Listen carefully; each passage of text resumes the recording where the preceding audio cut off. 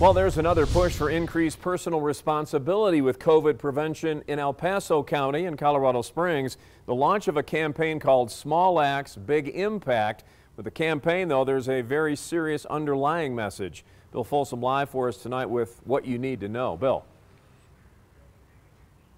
Yeah, right now in the UHC system here in Colorado Springs and around our area, there are 70 people who are in the hospital dealing with COVID. At Penrose St. Francis, well, their numbers are high and going up as well. Look back at that.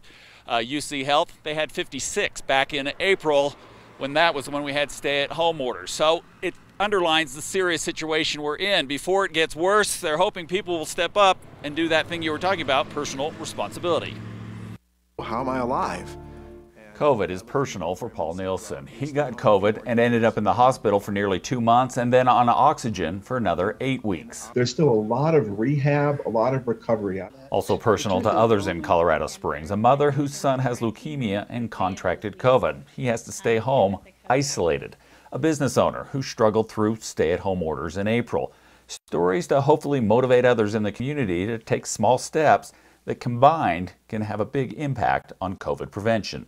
I know it's become easy to tune out the nearly constant news about the COVID-19 pandemic. Yet Mayor Suthers, along with other local health leaders, don't want the recent message missed. Numbers are shooting up like never before. Hospitals have far more COVID patients than at the height of the stay-at-home orders in April. The current direction is a fast track for hospitals at capacity. Then we really have no choice.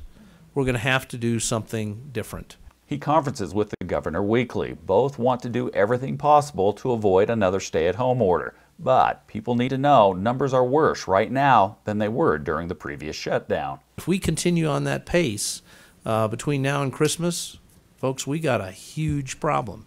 And I don't think the state health department is going to have much of a choice in consultation with the governor. So a big part of this is to have people look at themselves at home. Don't blame the schools, don't blame the places of work, don't blame big gatherings. They are seeing a lot of this happening at people's homes.